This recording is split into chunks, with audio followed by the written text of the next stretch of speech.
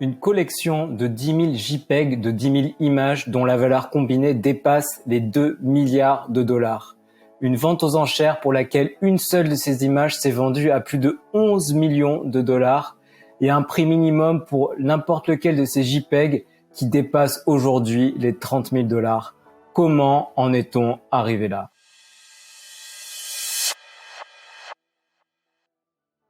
Comment a-t-on pu atteindre des sommes aussi élevées, des sommes qui paraissent aujourd'hui aussi folles ? Tout a commencé avec Larva Labs. Mais qui est réellement Larva Labs ? Larva Labs est constitué de deux personnes, Matt et John, qui sont deux ingénieurs logiciels dont un des deux possède un doctorat. Ils ont monté cette société pour réaliser des projets de recherche appliquée et de recherche expérimentale, de recherche pure. Ce sont des gens très compétents et très bons dans leur domaine puisqu'ils ont notamment travaillé pour Google en partenariat avec le Google Labs et ils se sont spécialisés dans un premier temps dans le développement d'applications mobiles. En parallèle de ça, ils ont créé le projet expérimental CryptoPunk, qui est le projet qui nous intéresse aujourd'hui. Que sont les CryptoPunks ? Tout d'abord, les images, leur design, leur esthétique. Les CryptoPunks sont associés à la scène punk londonienne des années 70. Le modèle de génération de ces 10 000 images est aussi très particulier. On va partir d'un template, c'est-à-dire d'un modèle, d'un squelette, et à partir de ce template, les images vont être créées de manière informatique à travers l'utilisation d'un algorithme qui va leur donner les différents attributs. Tout est fait de manière informatisée, rien n'est fait à la main. Toutes ces images sont différentes et elles disposent de différents niveaux de rareté. Ces niveaux de rareté s'expriment à travers différents critères, différents niveaux. Les niveaux principaux tout d'abord, qui différencient les punks en plusieurs catégories. Les hommes, environ 6000 artefacts, 6000 objets. Les femmes, 3800 images environ.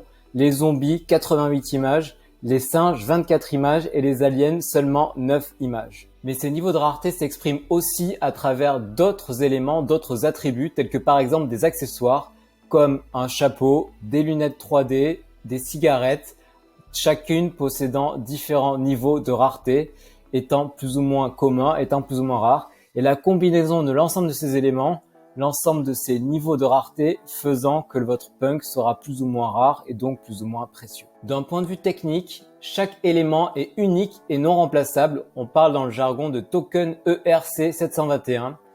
Même si ce type de projet avait déjà été réalisé auparavant, les CryptoPunks sont la première collection, le premier projet à être abouti techniquement, sans bug et sans comparaison aucune avec ce qui avait été fait auparavant. C'est une réelle nouveauté, une réelle avancée majeure dans ce milieu. En ce qui concerne le stockage de ces images qui sont donc uniques, on parle de stockage IPFS. Les images ne sont pas stockées sur la blockchain Ethereum, mais sur un serveur externe décentralisé nommé IPFS. Cela dans le but de réduire drastiquement les coûts de stockage. Si les images de ces NFT uniques peuvent être visibles par n'importe qui, la preuve de la possession, elle, en revanche, est sur la blockchain. Le wallet, c'est-à-dire le portefeuille de l'utilisateur qui achète le CryptoPunk, est associé au CryptoPunk sur la blockchain. Cette preuve de possession est vérifiable à tout moment et par n'importe qui. Le projet est lancé, c'est une innovation technique majeure. Du travail a été fait, du travail a été fourni en grande quantité et Larva Labs a tout donné sur ce projet. On s'attend à ce que ce soit quelque chose d'exceptionnel et en fait, personne ne vient réclamer les CryptoPunks, ça ne décolle pas. À ce moment-là, et pour remettre un peu dans le contexte, on est en juin 2017 au moment de la sortie des CryptoPunks. Et à ce moment-là, les CryptoPunks sont gratuits. Malgré ça, malgré la gratuité de ces produits, malgré la gratuité de ces NFT, personne n'en veut, personne ne vient réclamer de CryptoPunk. La raison est simple et on peut facilement se mettre dans la peau des gens de cette époque-là.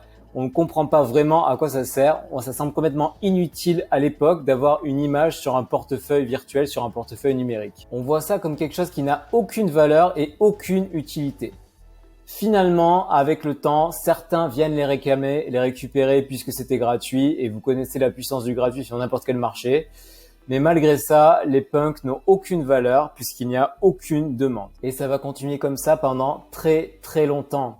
Entre 2017 et 2020, c'est une véritable traversée du désert que vont connaître les CryptoPunks. Leur cours va osciller entre 20 $ et 400 $ pour les plus chers. Même si ça constitue une petite augmentation par rapport au début, ça reste extrêmement faible et surtout extrêmement faible par rapport au cours actuel, au cours que l'on connaît aujourd'hui. Du coup, c'est une période difficile, une véritable traversée du désert. Mais un événement majeur va tout changer, tout révolutionner, tout faire évoluer jusqu'au prix que l'on connaît aujourd'hui. Cet événement majeur, c'est le véritable boom, la véritable explosion que va connaître le marché du NFT.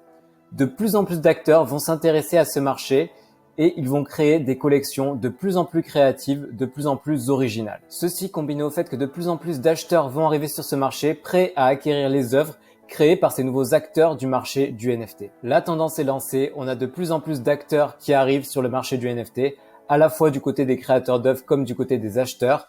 Et les prix augmentent petit à petit tout d'abord avant de connaître une croissance exponentielle et d'atteindre des sommets. En 2020, les NFT ont augmenté en volume de 95% et les prix de certaines œuvres ont atteint des sommets.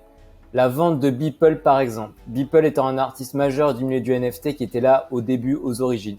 Son œuvre s'est vendue à 69 millions de dollars par la société d'enchères Christie's. Mais le monde du NFT ne se limite pas au monde de l'art, au monde des artistes. Il a aussi intégré le monde du sport, notamment grâce à la mise en place de NBA Top Shot, qui a permis à beaucoup de monde de se lancer à ce moment-là. NBA Top Shot, c'est l'opportunité d'acquérir des NFT liés à des moments iconiques de l'histoire du basket, de l'histoire de la NBA.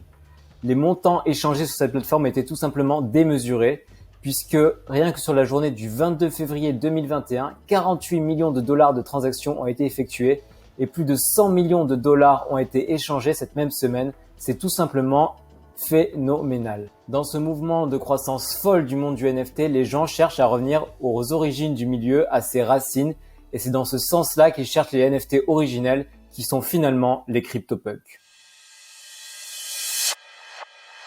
La communauté CryptoPunk est un élément fondamental de ce mouvement et c'est ce qui le structure aujourd'hui et ce qui en fait aujourd'hui en partie la renommée et la célébrité. En effet, les gens qui étaient dans le milieu des CryptoPunks dès 2017 refont surface et veulent prouver à tout le monde que c'était eux les premiers.